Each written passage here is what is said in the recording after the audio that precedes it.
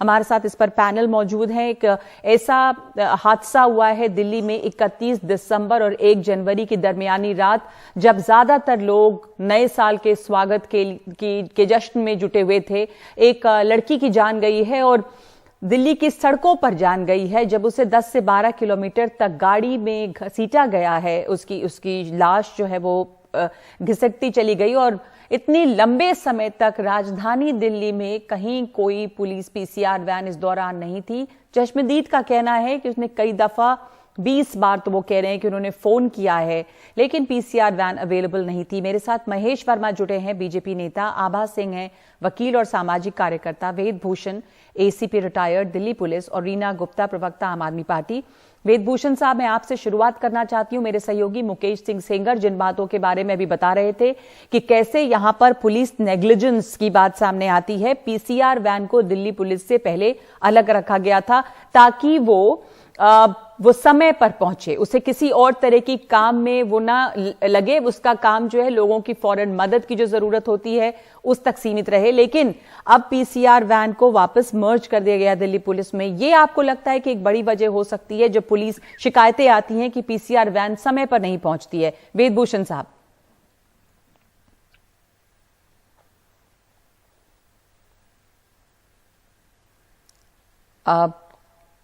आप हमें सुन सकते हैं? वेद भूषण जी,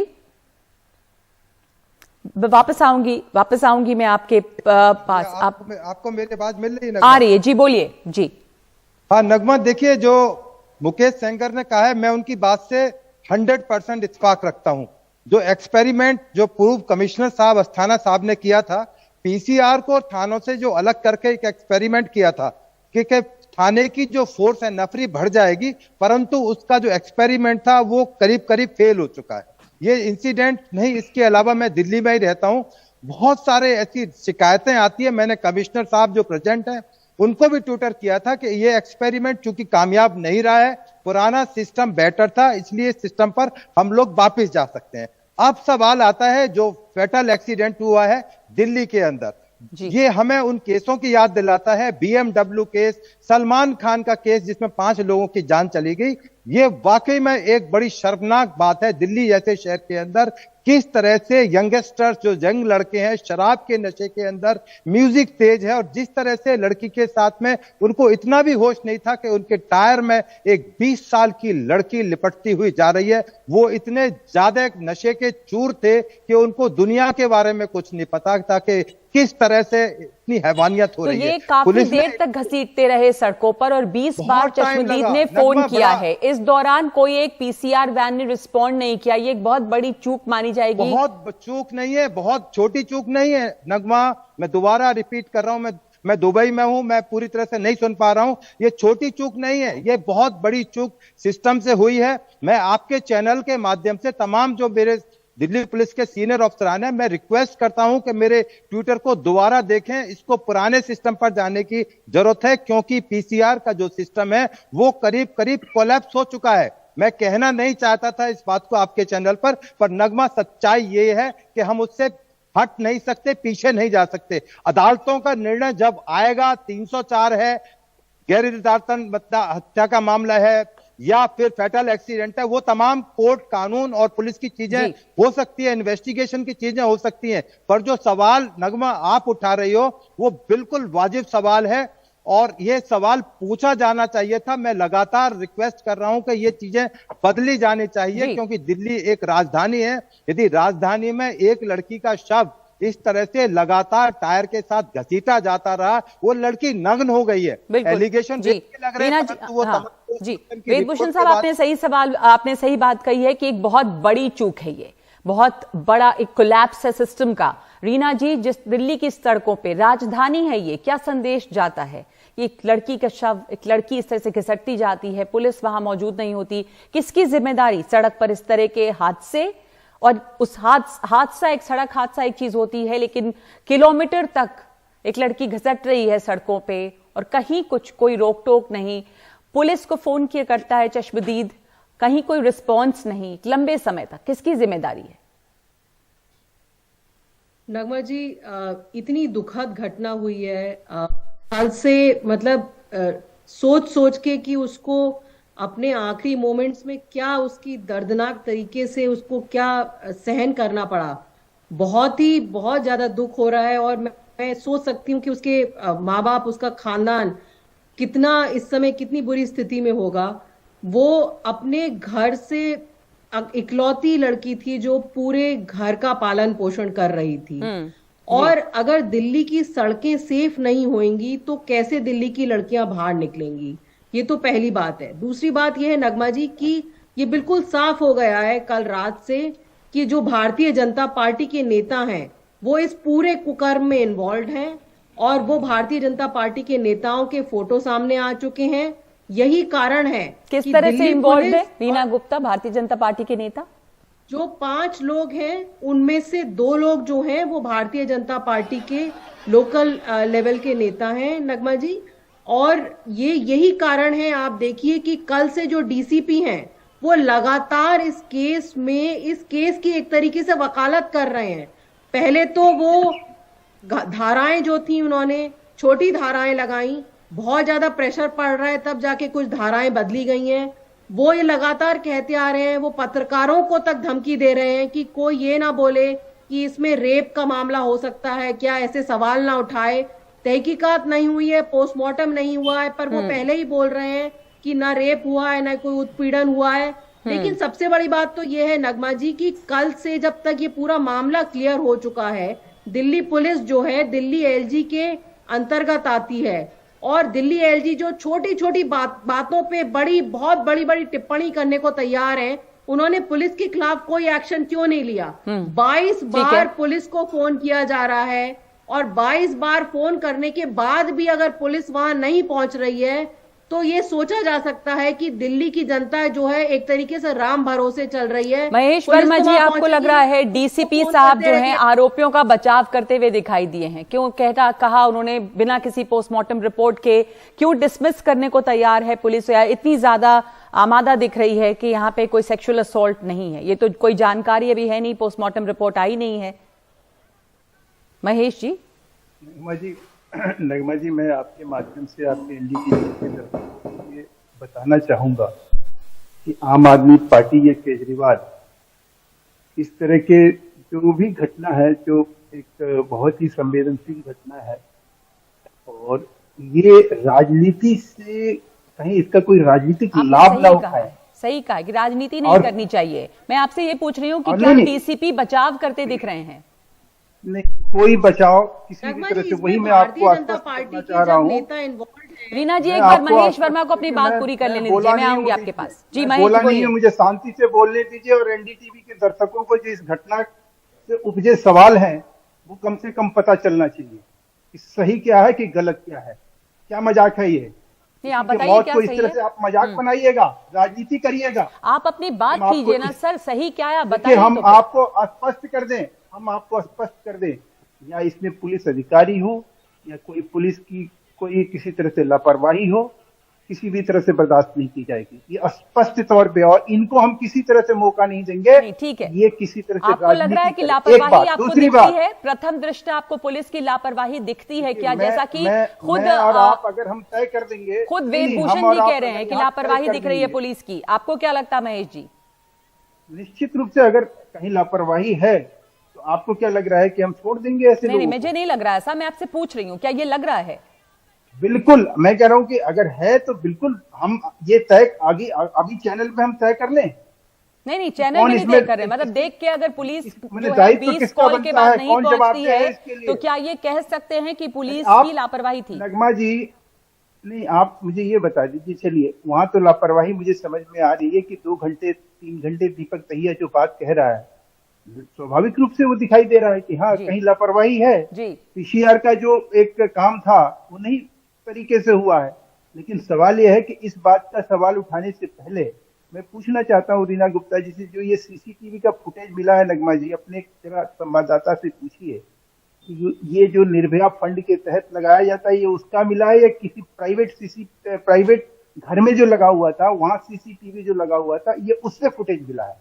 अगर इस दिल्ली शहर में पिछले 5 साल से निर्भया के नाम पर दिल्ली सरकार फंड लेती है और उसका वो भ्रष्टाचार का भेंट चढ़ता है, एक भी सीसीटीवी काम नहीं करता है, एक भी प्रचार प्रसार, एक अवेयरनेस नहीं फैलाई जाती है कि ये दिल्ली शहर जो है अंडर सर्विलेंस है, ताकि लोगों के अंदर कहीं ना कहीं इस चीज का जो है तो जागरूक रहे कि अगर हम कुछ नगमा जी, गलत मुझे करेंगे मौका तो दीजिए। पकड़े जाएंगे। मैं वापस आऊंगी हमारे आपके ऊपर पास। जो आभा है, सिंह भी हमारे साथ अगर हैं, ये- वकील और सामाजिक कार्यकर्ता। आभा जी, मैं इस तरह आपसे की समझ चीजें जो पहले है, आऊंगी मैं ये भी- बीजेपी ये और भी- आम ये आदमी भी- पार्टी ये की भी कहीं राजनीति जवाब पर इसके सही है। बाद। इस आम आदमी आभा जी, पार्टी को- आपको क्या ये जो दिख रहा है मामला, जिसमें आप ऐसा लगता है कि डीसीपी या पुलिस जो है वो ये कह रही है कि सेक्सुअल असॉल्ट नहीं और दुर्घटना है, क्या इसको प्लेन एंड सिंपल दुर्घटना के तौर पे भी देखा जाना चाहिए, या पुलिस को ये कहना चाहिए, या हम पोस्टमार्टम के लिए वेट करें कि क्या हुआ, क्योंकि परिवार ये कह रहा है और उनको पूरा न्याय चाहिए? बिल्कुल, डीसीपी को वेट करना चाहिए जब तक पोस्टमार्टम रिपोर्ट नहीं आ जाती। और मुझे लगता है कि क्योंकि दिल्ली को वैसे भी रेप कैपिटल कहा ही जाता है, तो अगर पेरेंट्स को लग रहा है कि कुछ रेप का भी हो सकता है तो व्हाई नॉट, आप पोस्टमार्टम आ जाए, उसके बाद आप उसका रिप्लाई दीजिए। और रही ये जो पेट्रोल वैन्स की, अगर आप देखिए तो इनके पास जो दिल्ली में जो पेट्रोलिंग वैन्स है 800 गाड़ियां हैं ऐसी, और 5000 का स्टाफ है। तो अगर इतना बड़ा स्टाफ आपने रखा हुआ था पेट्रोलिंग के लिए, तो वो क्यों नहीं टाइमली पहुंचा, ये सवाल जरूर दिल्ली पुलिस पे उठता है। और बात अगर एक्सीडेंट्स की करें तो मैक्सिमम जो एक्सीडेंटल डेथ्स हो रही है, अगर हम इसको एक्सीडेंटल डेथ भी मानते हैं, तो टू व्हीलर्स की हो रही है। तो कहीं ना कहीं हमारा ट्रैफिक भी सही नहीं है, ट्रैफिक पुलिसिंग सही नहीं है, लोगों को हम अकाउंटेबल नहीं कर रहे हैं। और जो लास्ट इंपॉर्टेंट चीज आती है कि पहले अगर आपने उनको अरेस्ट नहीं किया, उनको इतना टाइम मिल गया, तो अगर वो शराब पिए हुए थे तो उनके ब्लड में जो अल्कोहल कंटेंट है वो तो खत्म हो जाएगा और उनको तुरंत बेल मिल जाएगी। तो एक तो उनको ये फायदा मिल गया आरोपियों को कि वो उनको ना पकड़ने से। दूसरी बात, अगर आपने बेलेबल चार्जेस लगाए, पहले आपने उसको बोला रैश एंड नेग्लिजेंट ड्राइविंग, तो उसमें 6 महीने की सजा है। आपने कह दिया कि नेग्लिजेंस की वजह से डेथ हुई, मैक्सिमम 2 साल की सजा है, बेल हो जाएगी। मुंबई में अभी पाम बीच पे जो एक्सीडेंटल डेथ हुई थी, उसमें पुलिस ने पहले कमजोर चार्जेस लगाए, अरेस्ट हुई नहीं, बाद में आपने प्रेशर में अगर चार्जेस ऐड किए तो कोर्ट में वो केस का जो है हल्का हो जाता है। तो मुझे लगता है हिट एंड रन केसेस में we need a road map. क्यों इतने करीब जो एक्सीडेंटल डेथ्स रोड्स पे हो रही है 44% are two wheeler, so that needs to be looked into. Women safety की is a very important fact, DCP should not ever made a statement, उनको वेट करना चाहिए था पोस्टमार्टम रिपोर्ट का। और तीसरी बात है कि कहाँ गई वो गाड़ियां। निर्भया फंड की भी बात होती है तो मुंबई के तो एक मंत्री ने, आपने ये भी बात चलाई होगी कि निर्भया फंड की गाड़ियों को वीआईपी सिक्योरिटी में लगा दिया। तो ये बिल्कुल women safety is a very low priority. मुझे लगता है इलेक्शन के बाद जरूर विमेन की बात की जाती है, उनके प्रोटेक्शन की बात की जाती है, बट नॉर्मल कोर्स में women safety is a very low priority. Under surveillance है यहाँ पे दिल्ली में। वेदभूषण साहब, आपको लगता है कि ये जितनी पीसीआर वैन्स हैं, जितने पर्सनल हैं, तो पर्सनल काफी है, लेकिन दिल्ली की सड़कें जो हैं वहां पे सर्वेलेंस जितनी होनी चाहिए वो नहीं है? बिल्कुल, आप नगमा बिल्कुल ठीक कह रही हैं। जितना सीसीटीवी, जितनी कवरेज रोड्स पर होनी चाहिए, क्योंकि सबसे ज्यादा अनसेफ जो मेरा अपना तजुर्बा है, रोड्स हैं, दिल्ली की गलियां हैं, सड़कें हैं। घर में तो जो ऑफेंस है वो है, परंतु सड़कों पर जो ऑफेंस है, पब्लिक प्लेसेस में ऑफेंस है, उसमें बहुत ज्यादा जरूरत है। मैं दुबई से बोल रहा हूं, यहाँ पर जो सेलिब्रेशंस हुए, एक एक सेकंड की फुटेज है यहाँ पर, कौन आदमी कितने सेकंड पहले कहां से निकल के गया, किस कार में गया। तो इस तरह की राजधानी के अंदर यदि इस तरह की सुरक्षा की बात होती है तो कहीं ना कहीं सवालिया निशान राजधानी की पुलिस पर लगने भी चाहिए। और अभी ये मामला, चूंकि ये जरूर मेरा कहना है कि चूंकि ये मामला अदालत में जाएगा, अभी तमाम इन्वेस्टिगेशंस की रिपोर्ट आनी बकाया है, पोस्टमार्टम रिपोर्ट बकाया है, ब्लड के सैंपल्स की रिपोर्ट आना बकाया है कि कितनी उन्होंने शराब, क्वांटम ऑफ कितना था उनका शराब का पीने का कितना था, वो तमाम चीजें इन्वेस्टिगेशन में आएंगी। और सेक्शंस की जहां तक बात है, सेक्शन घटती बढ़ती रहती हैं। अभी मैंने सलमान खान केस और बीएमडब्ल्यू केस, जो बड़े प्रमुख केस थे, जो शराब के नशे में हुए थे, इसी तरह के हालात में हुए थे, उसमें सेक्शन बाद में अमेंड हो गई थी, वो बात की चीज है। परंतु जिस लड़की की जिंदगी चली गई, एक 20 साल की लड़की जो ब्रेड रनर थी, अपने घर में अकेली लड़की थी, फादर नहीं थे, उसकी लाइफ को आप कुछ भी फंडिंग कर दें, उसका कोई सब्स्टिट्यूट नहीं हो सकता। तो ये तमाम प्रश्न जरूर उठने चाहिए। रीना, बिल्कुल।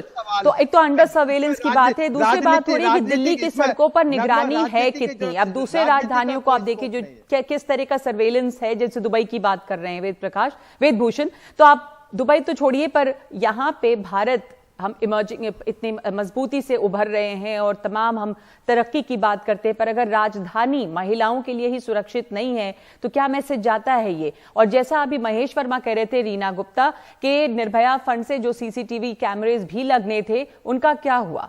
ये जो फुटेज मिली है वो कहां, कौन से सीसीटीवी कैमरे से मिली हैं? तो क्या विमेन सेफ्टी की जो प्रायोरिटी है वो कहां है? वो दिखती नहीं है। नगमा जी, मुझे महेश वर्मा जी की सोच पे एक्चुअली हंसी आती है। इस समय ये डिस्कशन कर रहे हैं कि निर्भया फंड के सीसीटीवी कैमरा है या दिल्ली सरकार के सीसीटीवी कैमरा है। दिल्ली में पूरे विश्व में दिल्ली में सबसे ज्यादा सीसीटीवी कैमरा है पर स्क्वायर किलोमीटर। वो पूछ रहे हैं कि अभी जो फुटेज मिला वो किस कैमरे से मिला? दिल्ली में सीसीटीवी कैमरा है और सीसीटीवी आप बता दीजिए ना वो फुटेज किस कैमरे से मिला है? इसका नंबर प्लेट करोड़ों अरबों रुपया, लेकिन पहले जो डिस्कशन हो रहा था, नगमा जी ये देखिए, ये फोटो देखिए आप, ये दिल्ली में जो है खत्म कर दिया। एक भी कैमरा काम नहीं कर रहा है। मनोज मित्तल है भारतीय जनता पार्टी के, मैं कह रहा हूँ मनोज मित्तल हो या नीना गुप्ता हो या अरविंद केजरीवाल हो या आपके 18 और सबसे ज्यादा आयरॉनिकल बात तो ये है कार्रवाई, कानूनन कार्रवाई से कोई नहीं रोक सकता। FIR हुआ है, घटना घटी है, उसके ऊपर जो कानून है वो कार्रवाई करेगा, कोर्ट की जारी रखेगा। आप आभा सिंह जी से उसके बारे में समझ लीजिए। इस केस को रफा दफा करने की कोशिश कर रही है महेश जी और रीना जी एक दूसरे पर आप आरोप लगा रहे हैं। आप कह रहे हैं बीजेपी के लोग हैं। महेश जी, आपका कहना है कि किसी के भी लोगों के ऊपर कार्रवाई होगी। जी महेश जी, लेकिन ये भारतीय जनता पार्टी के लोग हैं, इनकी राजनीति को हम जरूर रफा दफा करेंगे। नगमा जी, मैं आपको फिर ये दोहरा रहा हूँ कि अगर कहीं कोई चीज की जरूरत है राजधानी में, एकमात्र इस चीज की जरूरत है जो आभा जी कही है, उस बात से मैं 100% एक एक करके बात करेंगे आप। रीना जी एक मिनट, मैं रीना जी एक मिनट आपसे रिक्वेस्ट कर रही हूँ। महेश जी की बात सुन ले। आपने कहा कि मामले को रफा दफा करने की कोशिश हो रही है। महेश जी देखिए, ये तो राजनीतिक रफा दफा जो है इनका हम करेंगे। नहीं, रीना प्लीज एक मिनट। रीना गुप्ता सुन लीजिए बात। रीना गुप्ता प्लीज आप बात सुन लीजिए। आपने अपनी बात पूरी की, एक मिनट। महेश पढ़े लिखे लोग हैं। रीना जी पढ़ी लिखी हैं। आप थोड़ा सा पेशेंस रखिए। क्या कर रही हैं आप? NDTV है ये। महेश जी बना के आपने रख दिया पूरे डिबेट को। मैं कह रहा हूं आभा जी जो बात कह रही है, मैं उनसे 100% सहमत हूं। आखिर में एक जो इस देश में कानून फेल हुआ है, जिस कानून को हम यहाँ बनाते हैं, आप निर्भया में देखिए कानून हमने बनाया इस राजधानी में, और पूरे देश में हमने उसको संदेश देना चाहा कि आज के बाद निर्भया जैसा कोई कांड नहीं होगा। हुआ ना, दिल्ली में फिर से घसीटा गया ना, एक हमारी मासूम बेटी चल गई ना बलि। उसके कारण जो है आज स्पष्ट है, और उन कारणों के पीछे अगर आप जाइएगा और उसके जो जवाबदेह लोग हैं, जिम्मेवार लोग हैं, नगमा जी, मैं आपको पूरी जवाबदेही के साथ ये बात कहना चाह रहा हूं कि उनको हम छोड़ेंगे नहीं। ठीक है, इसी बात पे मैं इस चर्चा को यहां बंद करूंगी क्योंकि इससे ज्यादा मेरे पास अभी वक्त नहीं है। सब हमारा मकसद ये है कि जो इसके पीछे लोग हैं वो नहीं छूटने चाहिए, और जिस तरह हल्की धाराएं लगाकर पहले इस मामले को कमजोर करने की कोशिश की गई, अब दबाव के बाद जो धाराएं हैं वो भी बढ़ाई गई हैं, और लोग जो भी हों, दिल्ली की कानून व्यवस्था और पुलिस की जवाबदेही ऐसे मामलों में, इसके ऊपर जरूर सवाल जो उठ रहे हैं उनका जवाब मिलना चाहिए कि क्या पुलिस की तरफ से नेग्लिजेंस थी, इसमें कहां कहां चूक रही।